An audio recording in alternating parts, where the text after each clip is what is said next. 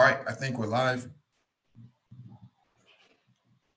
Please hit the like button if you have not already done so. Share the video if possible. Hit that notification bell so you get all the updates from the Black Brain Trust, including those posted on the community tab. This is episode 535, Black Blockchain Talk.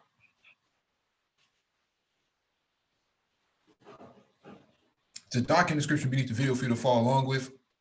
If you want to engage in discussion and get on the panel, there'll be a link in the chat for you to click on. When you click on the link, make sure you raise your hand so that one of us can acknowledge you and advance you to the panel.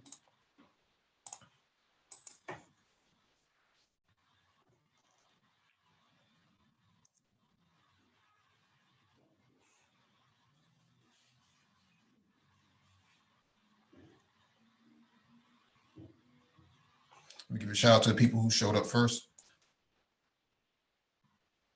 Q497, peace to you. Mega Montana, good evening to you as well.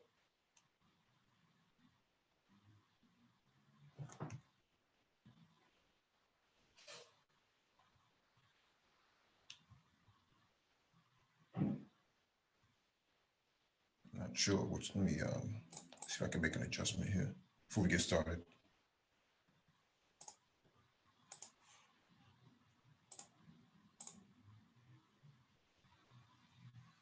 All right, that seems to be working.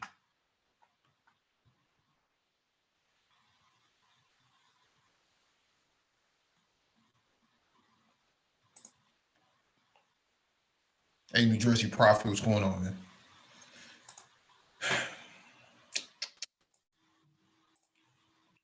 Get started with the first item on the docket from IBM.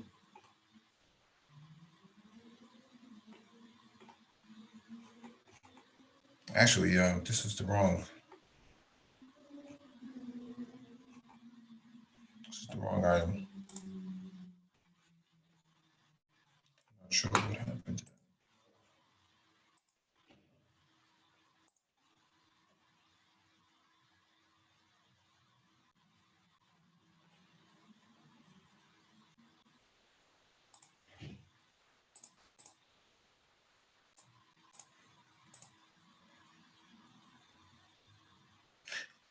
All right, so this first item on the docket is from Pine Mounts or PineMints.com. How to secure 5G in the Internet of Things 2. Let's spin this out. The coronavirus has forced us to embrace the connected age in ways we might not have dreamed of a few short months ago. Work from home, play games online from home, bank from the comfort of your couch because the bank branches are closed. Of course, the questions remain, though, as 4G gives way to 5G, as hackers target us with new attack vectors, as commerce and daily life go increasingly online, is the infrastructure underpinning it all robust enough? And is it safe? Jonathan Knudsen, a senior security strategist at Synopsys, said in an interview with Pine Mounts that a secure, standardized security framework can help various ecosystems move towards 5G with confidence. Some high-level numbers show the appeal of 5G. The wireless technology is between 10 to 100 times faster and more data-rich than the 4G that we are accustomed to. This is spelled wrong or grammatically wrong. If there's been one positive of the coronavirus pandemic, it's been that, as Knudsen said, the internet has worked so far at least. We've really never had to test of it on this scale. He said of the tech backbone that underpins all manner of devices. The design of this thing dates back to the early 1970s, and we're still running on essentially very old technology. We're a long way from flying cars, smart highways, and predictive maintenance. But telemedicine is quickly becoming the norm, at least when it's possible to have low latency and high security. As Newsom said, looking ahead and beyond the lure of speed on the 5G network, there is more capacity. There also will be more devices, of course, that will run on the network. From a cybersecurity standpoint, things haven't really changed that much, he said. So the challenges remain the same, as he told Pymos. The key challenge is to make sure that these systems and devices are better than reasonably secure before they go on the 5G network in the first place. That challenge is intensifying as 4G gets ready to give way to 5G. Adding devices boosts vulnerabilities, he said. Each one of those devices represents a possible point of attack for hackers and fraudsters. There are hundreds of millions of devices that can conceivably be compromised in some way, and there will be billions of devices in the future. The challenges of cybersecurity, he said, are the same whether from the standpoint of a manufacturer building an Internet of Things device, or from a healthcare company that is building devices that will be used by providers, or a telecom company building network equipment. The key question, Newsom said, is how do you build that system or device in a way that minimizes risk? The secure development cycle.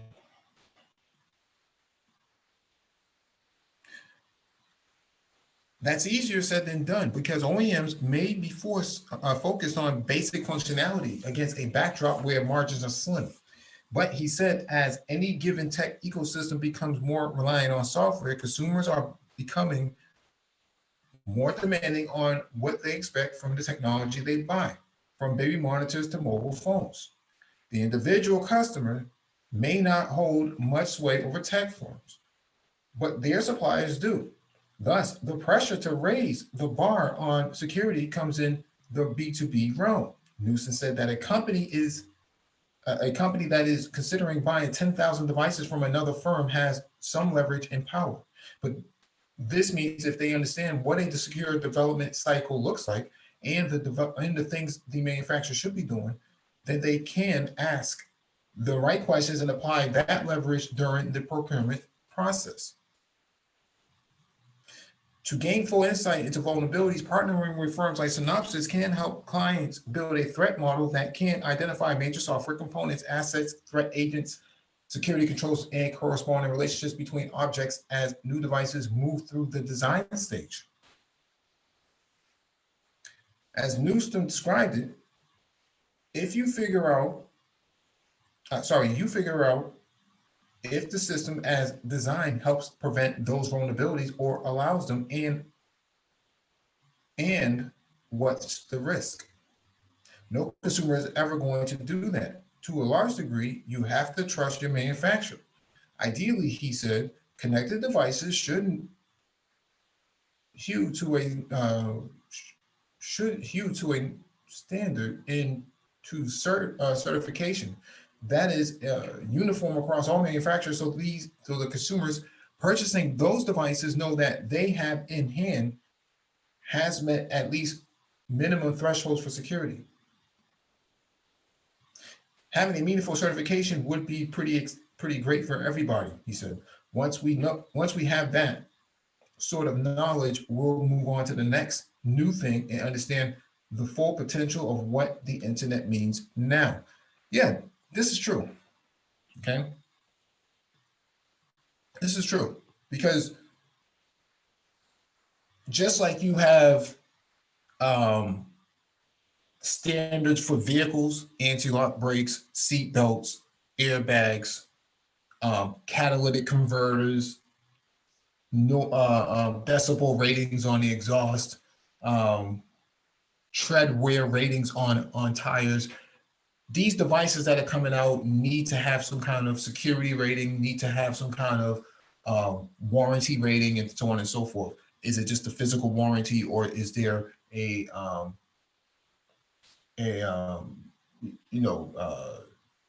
return policy that can be sent back if the device isn't meeting certain standards and so on and so forth? Where does it all start out at? Where does it really end? And so the consumer is kind of left holding the bag.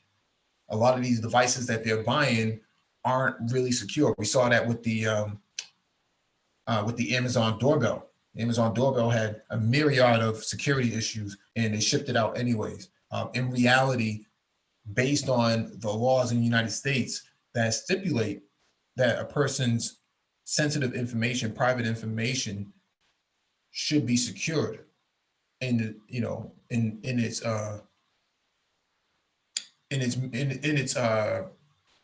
device, basically, or its handler. If you're selling a device that leaks out information, then you should be held accountable for it.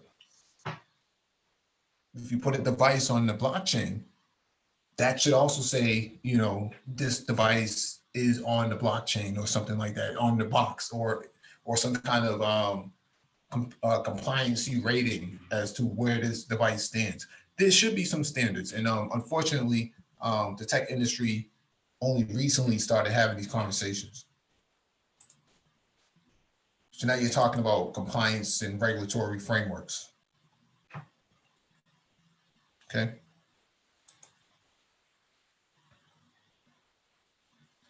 All right. All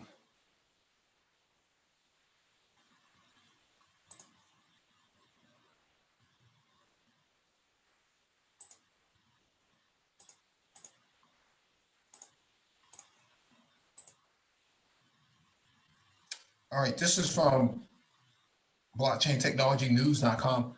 Blockchain, AI, IoT, and 5G to add $30 billion to Sydney economy in 10 years, says Digital Realty.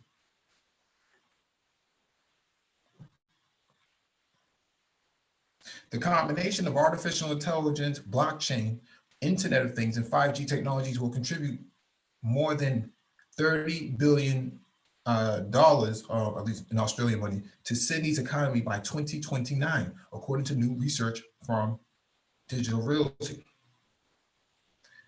As reported by IT Brief Australia, the data center operator argues that Sydney is leading Australia in digital technology adoption. As of 2019, emerging technologies currently contribute $6.66 billion to Sydney, to the Sydney economy, with IoT counting for half of that amount alone.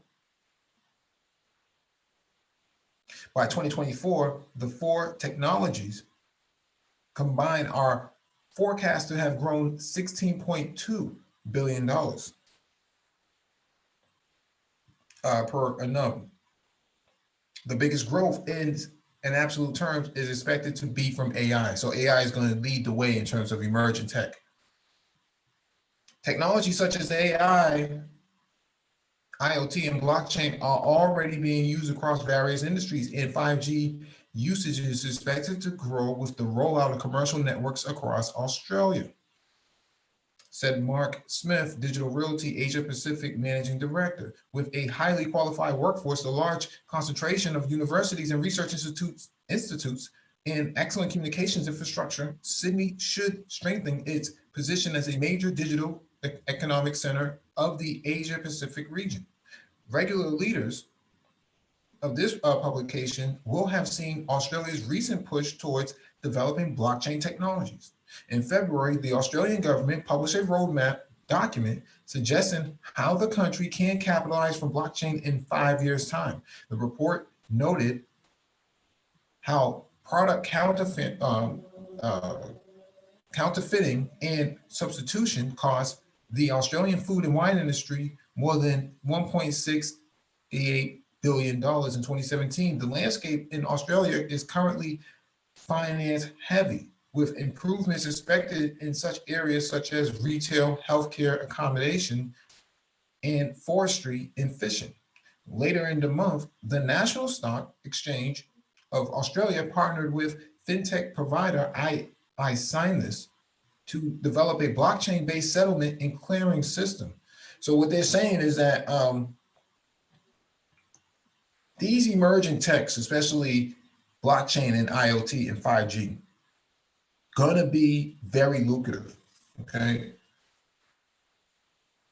AI is going to lead the way, okay? AI is the elephant in the room that needs to be discussed. You can have blockchain on one side, you can have 5G on another side, and you can have IoT carrying the burden weight. So keep in mind that IoT is a physical device, right? Physical device attached to a fast network 5G, which is also attached to a secure ledger, which is blockchain, and then you have AI that's going to, as an application, that's going to drive a lot of that. Okay.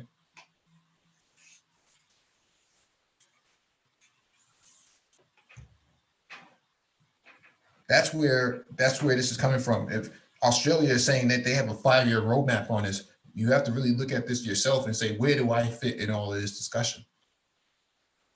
All right.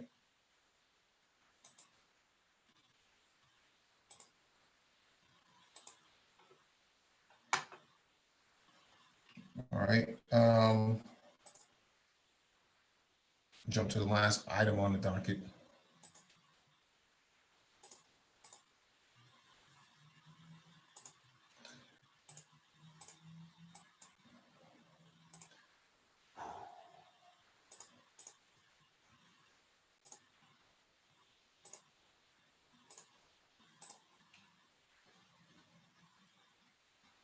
All right. This is from cointelegraph.com.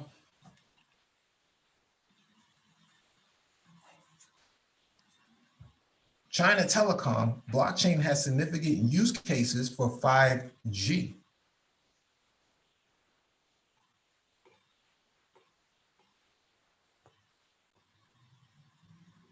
Jiang Wei, the chairman of China Telecom Blockchain and Digital Economy Joint Laboratory, explained in an interview published on Chinese news portal Sebnet that blockchain technology has significant use cases that could improve the 5G mobile network. According to estimates by China Telecom in 2019, China's 5G services are expected to have approximately 170 million subscribers by the end of 2020. Okay. Wei said that China Telecom expects blockchain to play a crucial role in trusted management, secure interaction, and efficient collaboration among multiple participants on the network and devices. Wei stated that blockchain in 5G will introduce social capital in the 5G landscape. He believes that this will help the industry crowdsource the 5G infrastructure. He also noted his belief that blockchain will help realize 5G resource sharing and usage tracking. China Telecom is also experimenting with blockchain to improve international roaming services. He sees blockchain as a way to eliminate the need for third parties. If he's correct, this could make related services more seamless and convenient. There remain hurdles in blockchain 5G implementation. Before we could see an efficient integration of blockchain and 5G, there are multiple issues that need to be dealt with blockchain technology, said Wei.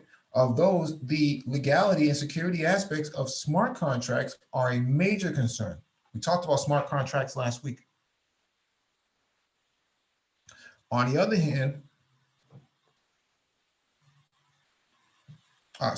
in addition, from a design perspective, smart contracts cannot be repaired or upgraded. Therefore, 5G smart contracts need to formulate standardized solutions for bug fixes and updates. Well, this is a misnomer because we talked about DAMO last week, which is a smart open source smart contract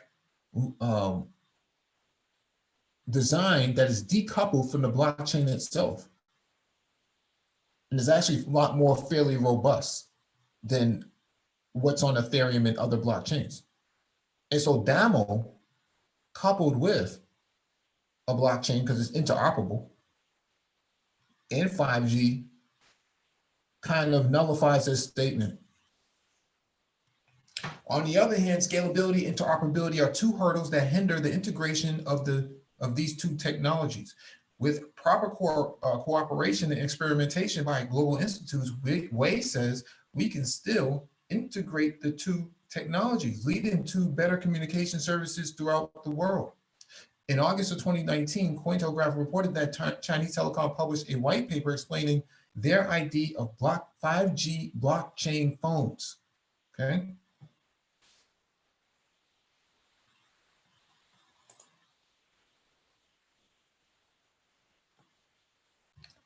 China Telecom releases white paper on 5G blockchain phones. Major phone operator China Telecom has released a white paper on blockchain-powered smartphones in the 5G era. China Telecom introduced a white paper at the China International Intelligent Industry Expo on August 27th, according to a report by local finance news outlet Sina. In the document, China Telecom pointed out the potential benefits of applying blockchain technology to mobile phones, including automation and transaction traceability.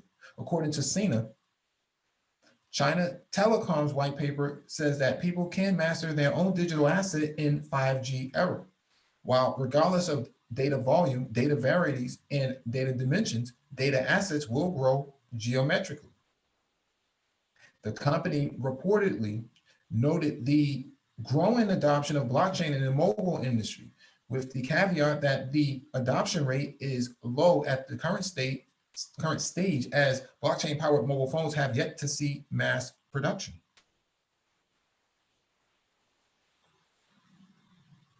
However, the majority of blockchain mobile phone manufacturers have used blockchain in order to speculate on market hotspots rather than to bring the actual power of the technology to the industry, China Telecom stated.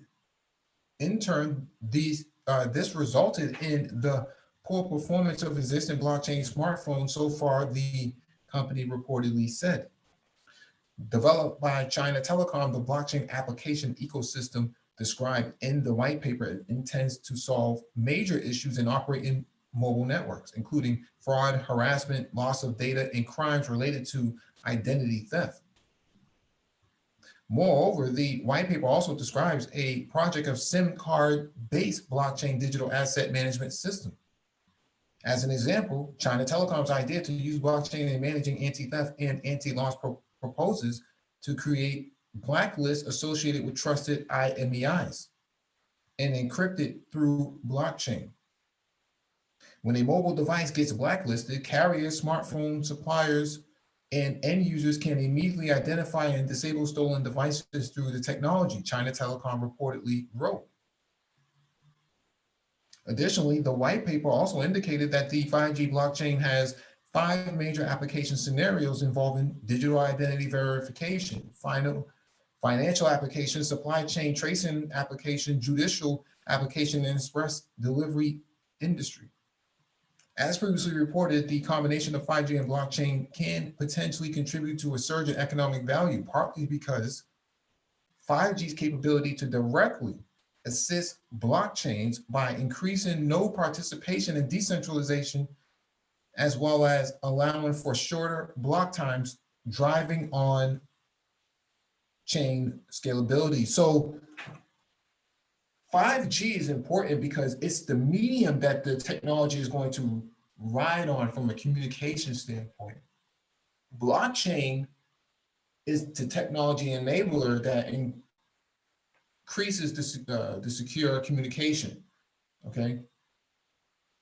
IoT is the physical device. Your phone can be considered IoT. Your smartwatch is considered IoT. Your smart light bulbs and garage door openers and door locks and things of that nature, all considered IoT. They all have to ride on some kind of network. And what other network are they going to ride on? It's going to be 5G.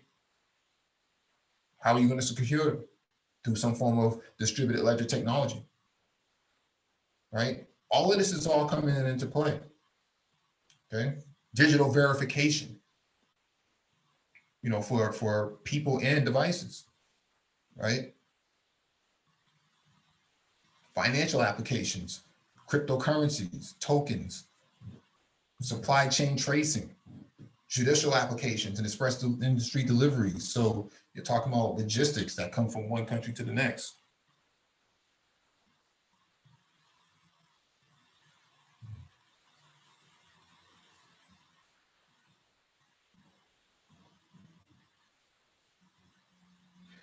So this is what's going on. We got to go on 11 on the panel. Hey, what's up, Mike? Hey, your volume is low, bro. Hold on.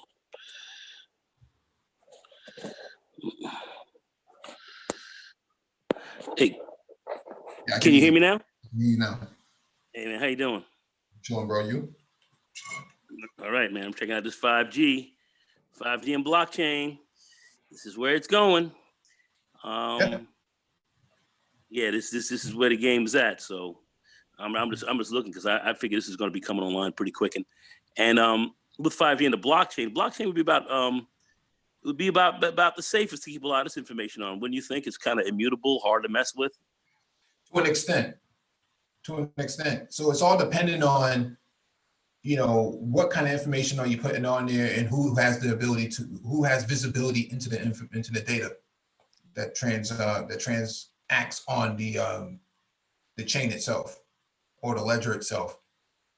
So if we have if you have AT&T and Bank of America and various major institutions that are on that network, it's secure from a design perspective. But what happens when someone on the inside has peering visibility into that network, and now they can extract whatever data is already on it? They may not need to break into it. It's the guy on the inside who has nefarious ambitions that's going to, be the threat. So now we have to have, a conversation about who has visibility into the network while they're on the network at the same time. Well, that seems like that's always kind of been a problem in most systems, hasn't it? I know that you can get it from the outside, but of the most secure systems, it's usually always someone kind of on the inside who's got the who can kind of do the most. Am I correct about that? Yes, but at the same time, the conversation needs to go further that says that, well, only these authorized people have access to this. Okay. Right. Read logs and write logs and things like that. Someone clicks on an item that's on the blockchain, that should be logged to say that Joe Blow at 8:36 Eastern Standard Time clicked on, this record on the chain itself. Now that may not. I know there's new updates coming to like smart contracts and so on and so forth that actually encrypts a lot of that information so that you can't even read it yourself. The only thing that can happen is that the agreeing parties can actually see the information, and it's all masked out so that you don't know who actually owns that information. All you know is that there's some information traveling around it. So I think that DAMO is trying to address that point. But if you rely on third parties like Ethereum and so on and so forth, Quarter and those other ones, what's going to happen here is that if that information is still visible to people with nefarious ambitions, then yeah, you may end up with a problem of visibility at that point.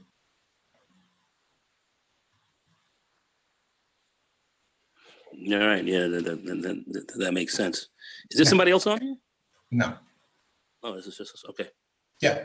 And so 5G, man, is really important. I know a lot of pushback about 5G and viruses and stuff like that. No one's been able to really connect the two. And so 5G adoption and 5G rollout is going to trickle over the next couple of years, probably even slower now because of the pandemic. No one can really get out there and actually put up any access points and towers and radios and stuff like that. I have my 5G phone, which is a OnePlus 8 Pro. I can't, I haven't used it on the 5G network as of yet because we haven't gone live. So it is a very good phone in terms of functionality. I just haven't used it on a 5G network as of yet. Well, I'm trying to think. There are not many 5G networks around. I don't know what's going on. Is downtown Boston? Are you guys 5G there? No, New York is supposed to go live. New York is going. It's supposed to go live June Right. or May of 2020, and then LA was supposed to go live a couple months ago. So I think LA already went live, and I think Chicago went live probably back in January or something like that. So I don't know what the status is because they don't really release a lot of that information. I know there was beta tests going on last year in LA and New York. Yeah. Earlier 2019. I haven't heard anything since then. I would think that, I've said this before, that I think that, most of your cities that have major sporting venues, big stadiums and stuff like that, you're going to see 5G get put in those places quickly because of the capacity and the ability to expand network coverage. You talk about a stadium that can hold 20,000 people that are live streaming off of a phone or uploading and tweeting and stuff like that. You're going to need 5G to really carry that sort of, new adoption of devices. You can't sell 5G devices and not have a network to attach it to. Right. You know Well, what I'm saying? I remember I had bought a phone. It was a HTC phone. It was I'm forgetting the name of it now, but it was maybe it's back in 2000, maybe 2011, 2012. And up where I was, it was supposed to be 4G. Everything was 4G. I had this 4G phone, and hardly anybody was even on 4G yet. So Yeah. except when I came into New York City, that's when I can go 4G. But my phone was definitely not giving me a lot of 4G activity. And it's funny, it's the same with the 5G now. You get a 5G, and there's not a lot of places that's live with it. Yeah, the thing is, 4G came in with the introduction of the iPhone. Okay, it was Yeah. Apple that really pushed that in 2007. Prior to that, it was BlackBerry that really pushed 3G because they had the device, right? So they had the BlackBerry. I forget the name of it right now. The Curve, BlackBerry Curve. So everybody was a Curve fan back then. So that's what really drove 3G back then. But 4G was driven by the iPhone, the introduction of the iPhone. And I think now Samsung and a lot of the Chinese, Asian companies will drive 5G because they already have it, right? There's already 5G in China. So there is no real waiting on another iPhone to come out to really adopt 5G. Huawei, OnePlus, several other companies, ZTE, they already have 5G phones and they already have 5G networks. It's just a matter of the United States is playing catch up with this. So you have time to really sit down and develop a strategy as to how you're going to integrate yourself into this sort of market that's starting to emerge now.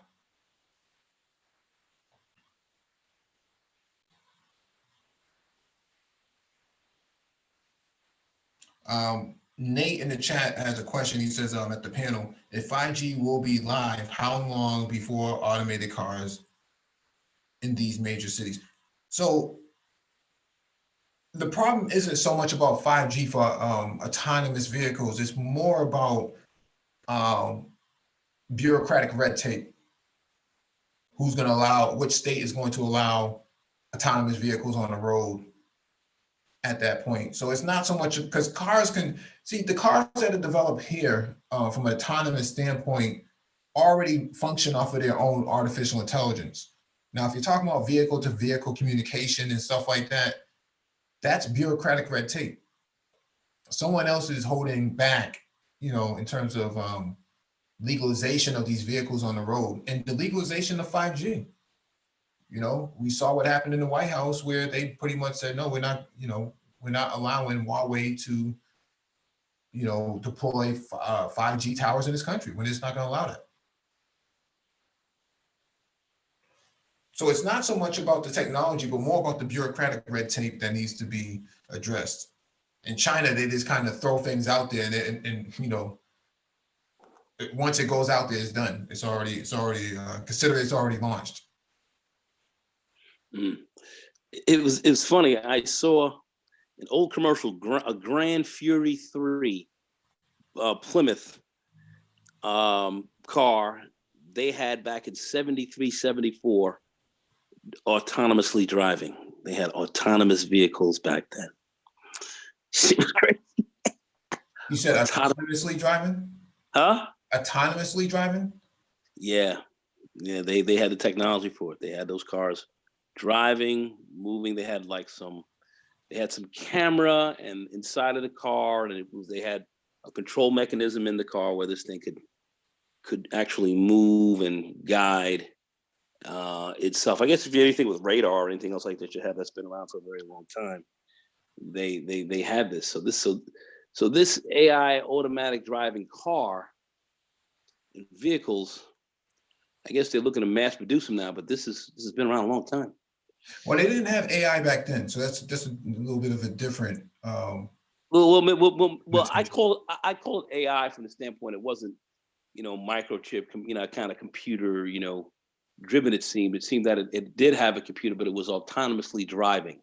Yeah. Where it move and guide, and you could push the gas and all this kind of stuff.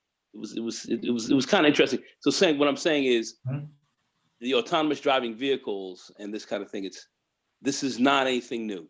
It's been around for a long time now. The whole AI game and all that, how it's laid out, I think it's different here. But I was surprised to see this. It was a video I saw. I couldn't believe it. The Knight Rider was based on that theory, right? That kit would drive itself around and he would do things and you would ask Michael questions, Yeah, right, yeah. Yeah, that's very true.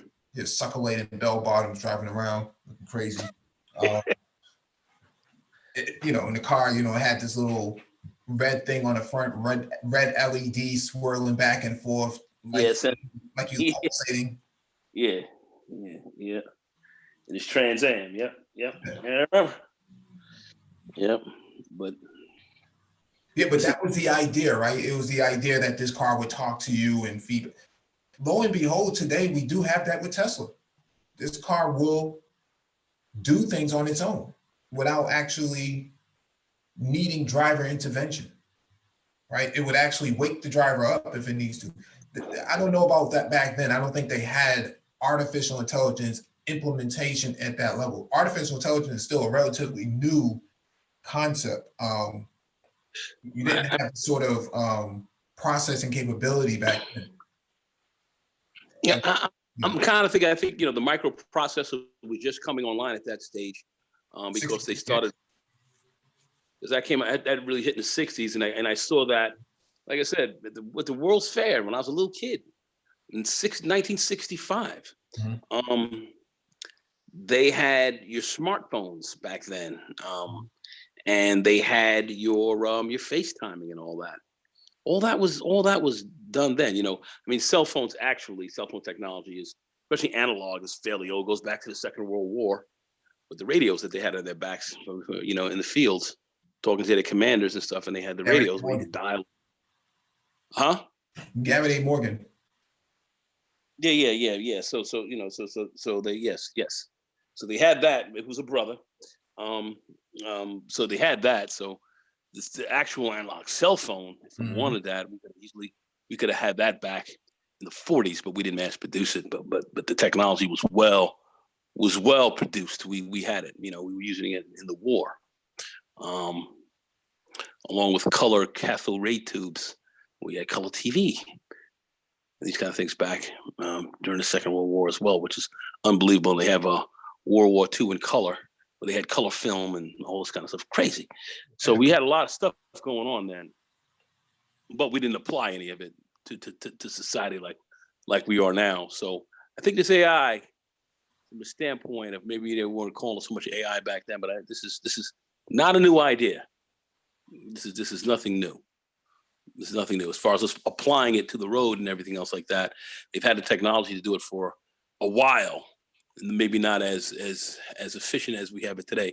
But we've had it for a while, and it's be interesting to see how long it'll take us to really get this thing going on the road properly. But they were talking about how the technology then and being driven through the kind of power lines on the road that would keep you going straight with your vehicles. You could avoid all these unnecessary accidents that we have. And they were saying that the amount of people that are being killed on the roads are necessary. This is slaughter that we could avoid this.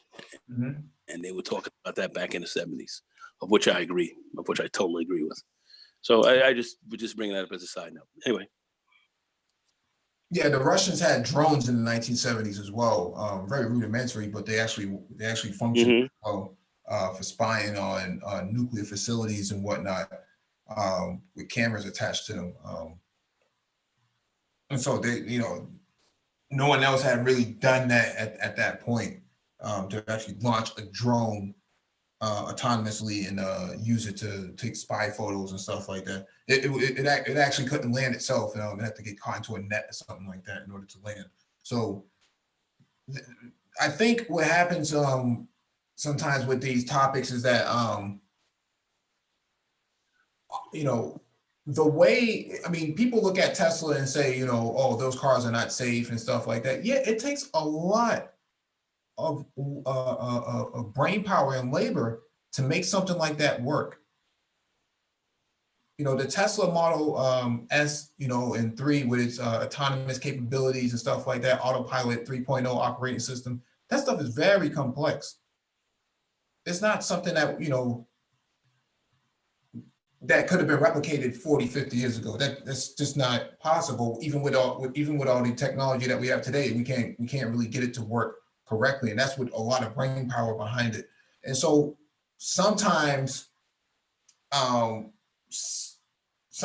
people will make the correlation, but the fact that Tesla has a very advanced vehicle and they still can't get it right is a sign that this stuff is not easy. It's not easy at all. Even China has a lot of hard time getting their autonomous vehicles to stabilize in the market. We saw Waymo with their vehicles as well. They still have a lot of difficulties with their autonomous vehicles. And that could be leading to a lot of bureaucratic red tape. But 5G is going to be necessary to actually implement a lot of these type of things as well.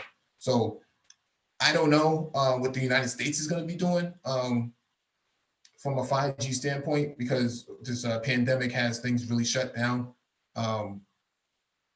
Although I don't see why, a cell phone tower climber technician needs to be staying home from putting up a radio up there. It doesn't make a whole lot of sense to me.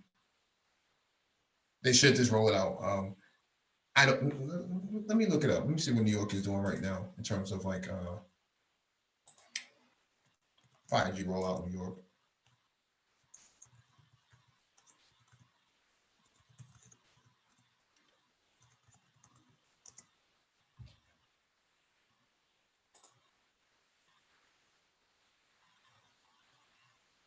Okay, so T-Mobile and Sprint are live in New York right now. Okay, that makes sense. Yep. COVID-19 isn't stopping Verizon 4G rollout in New York City. Okay, Verizon. So AT&T doesn't have it, huh? I think AT&T claimed to have it, and then they really did not, because on their phones, like the iPhone and stuff like that, it was so 5G, but there was no 5G tower, so they got sued for that, for false advertising and stuff like that last year. Let me pull up this article. Highly sucker laid. Yeah. But Sprint. I mean, I was on Sprint for some years, and I remember when I had that HTC phone. It was it was Android. It was 4G. So and they were saying how that iPhone had it, but these guys had it as well. So like I said, 5G. If it's my next phone will be a 5G one, and hopefully it's fast and doesn't drop call. Because this phone is disturbing sometimes. Yeah. So this is from PCMag.com. Verizon is still rolling out 5G expansion in lockdown cities and is on track to have 60 5G cities by the end of the year. There is a calendar to launch more 5G cities over the next quarter, but we're not doing market launches right now just because of everything that's going on, she says. We're on track for additional 30 this year. We continue to expand coverage in the 30 that we launched last year. In Chicago, we have 3 times the nodes we did a year ago. So they're really ramping up. Verizon 5G launched almost exactly a year ago in Chicago. What the fuck is this? In Chicago, Minneapolis. In Chicago at the time, coverage was restricted only to a few cities or sites in the city center. If Verizon's current coverage map is to be believed, it now covers the entire loop, West Loop and River North areas, as well as major avenues in much of the rest of the city. AT&T has announced a 5G expansion about a month ago, just as COVID lockdowns were beginning, saying that it was expanding its low-band 5G from 80 to 100 markets. T-Mobile's president of technology, Neville Ray, said on April 1st that his carrier was rolling out mid-band 5G in Philadelphia, although he stopped short of its launch. Because of its very short range, Verizon millimeter wave 5G systems is harder to set up, but faster than the low band and mid band systems the other carriers have been mostly recently toting. Verizon will also get mid-band 5G using dynamic spectrum sharing, splitting existing frequency bands with 4G, probably during the third quarter of this year, Hammer says. Now, intelligent beamforming software will help with range from the millimeter wave base stations, Hammer says.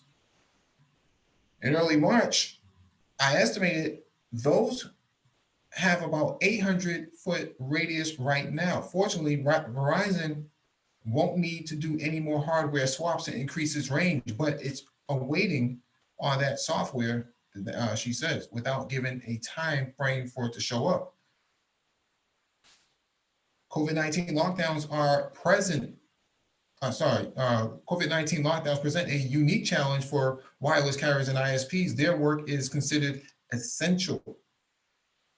These are the networks the rest of us rely on for the work and school. It turns out that the cities where Verizon's crews can stay outside laying fiber and planting millimeter wave 5G hardware on lampposts and light poles, they are actually finding it easier because of clear streets. That's the rollout style we've seen in Chicago and Providence. When we're outside and we're attaching to city furniture, for the most part, we're able to continue that work, Hammer says. In some cases, we've had cities where the streets don't have traffic on them, and a couple of cities have given us wider construction hours. But cities where the carrier needs access to building rooftops, such as I've seen in New York and Dallas, are more on hold to keep Verizon staff safe. Access to buildings can also be a problem where landlords are locked down or absent. Right now, we're choosing not to put our employees inside multi-dwelling units. That caution extends to testing and development labs as well. Hemmer says Verizon is doing as much remote testing as it can with its equipment providers to minimize the number of engineers it needs to send to the office. The most recent data about sibling company Okula speed test shows that US internet networks are by and large holding up under the strain of COVID-19 period. Fixed download speeds are only 5% and mobile download speeds are down 3% over the last month. Yeah, so they're saying by the end of the year. Doesn't surprise me. Yeah, I didn't realize that telecom workers would be considered essential workers for all intents and purposes. So nothing's stopping the rollout as it stands right now.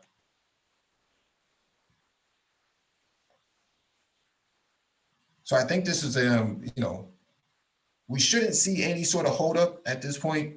So from an application standpoint, application development standpoint, blockchain and IOT and 5G is going to be important. But we also have another element that we missed out on, which is edge computing, right? So that edge layer, that makes a lot of, that makes a big difference in this conversation, because now you're talking about 5G applications are based on the edge. Okay. That's going to be the game changer. Who is quicker to get to market with their edge solutions is going to be, um, the ones who lead the pack in terms of all of this AI, blockchain, IOT, 5G rollout. That's going to be the determining factor. I know a lot of Black people are saying, "Oh, we can't have 5G in our neighborhoods because something, whatever excuse they can come up with, we can't have that." Okay. Well, I mean, you heard the whole, 5G and COVID is causing COVID and all this craziness. I'm seeing, I'm seeing some of that talk dying down now, but that got out there. I don't know how that got out there, but real crazy. Yeah, I can see that New York would have a lot of difficulty too, because a lot of the 5G access points and towers and stuff like that needs to go up. New York is so chaotic right now. If I was a Verizon worker, I wouldn't want to be out there either. So, and I don't blame Verizon for holding back on that. Well, the city is pretty much shut down. Mm-hmm. Like if you go down 135th Street, all the Manhattan, you roll down there, it's like G Manetti, man. It is like it's dystopian in some ways. It's dystopian. So I wouldn't see how they would even have a problem. It's funny because now you have some of the movie companies that are doing movies. They're filming in New York City now, and early, they're filming early because there's nobody around, so they're filming stuff in the city, which is very interesting as well. So they're in this, they're filming, but there's nobody around, so it would figure to me that they would have a lot easier access to work in this stuff because people are kind of off the streets as of now. A couple of weeks and it may change, but as of now, people are off the streets. Yeah, it should make it easier. I mean, on the street level, but when it comes to the building infrastructure, that becomes a big problem. So, I mean, like the article is saying, I wouldn't want to send my guys in there either. Go put up 5G and come back home and can't even use it. So, because for obvious reasons. So, would it be that hard to put these towers in? I mean, to put 5G in, is it that difficult? It's not so much that it's difficult, but the risk of putting somebody into a highly populated facility, a venue, Verizon doesn't want to do that, right? They don't want to put their essential workers in places they don't have to. So if they can avoid putting people, their service workers inside buildings and stuff like that, that's highly occupied, they, by their reasoning, they're justified in not doing it. But if you're talking about putting them on the street, where they can put it on top of, lamp posts and other city furniture, then to them, it makes a lot of sense. But that's only one half, right? So you have low and medium bandwidths, and then you have the high speed bandwidth that Verizon uses as proprietary to their network. Well, there's nobody in the buildings. The buildings are empty as well. Buildings are empty, skeleton like a mother. So, very few people are in there.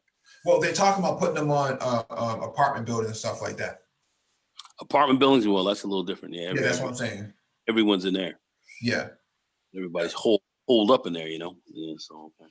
Yeah, that's why I was saying before that stadiums, stuff like that, Yankee Stadium, Madison Square Garden, those places are ripe for 5G development, primarily because one, there's nobody in there right now. And number two, those venues hold a lot of people in them at the time that they're active.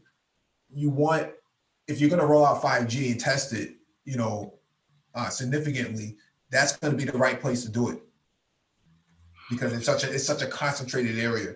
But that's just from a telecom standpoint. That's from an infrastructure standpoint, that makes sense. Yeah.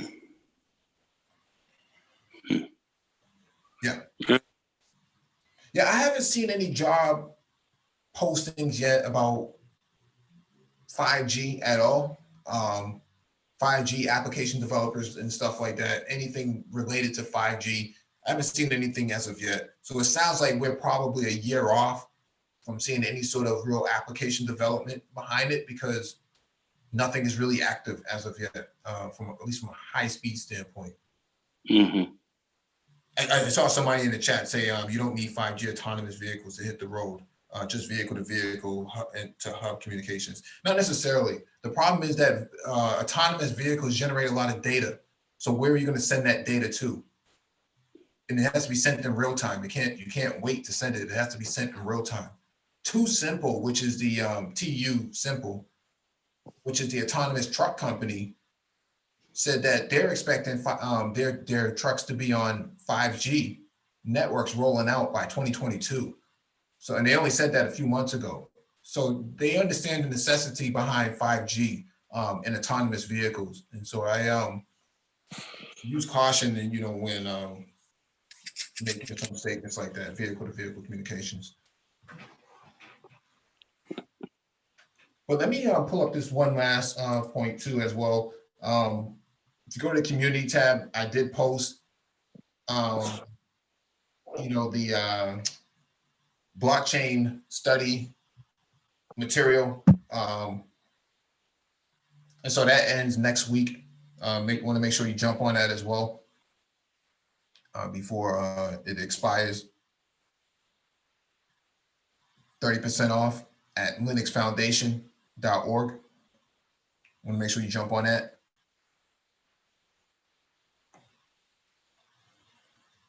Yeah, Engineering Cannabis says 5G will aid in reducing errors and especially in autonomous vehicles, increasing reaction time and variable processing time from all senses. Yes, this is very true. This is what edge computing is about. Edge computing and 5G is very, very important.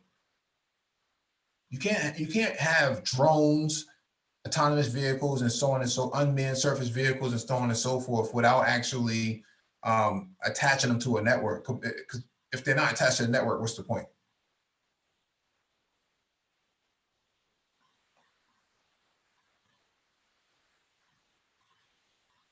All right. Thank you all for joining us. Please hit the like button if you've not already done so. Share the video if possible. Hit that notification bell so you get all the updates from the Black Brain Trust, including those posted on the community tab. Doc in the description, the video for you to follow along with. And if as a reference for you to follow along. Shalom, everyone.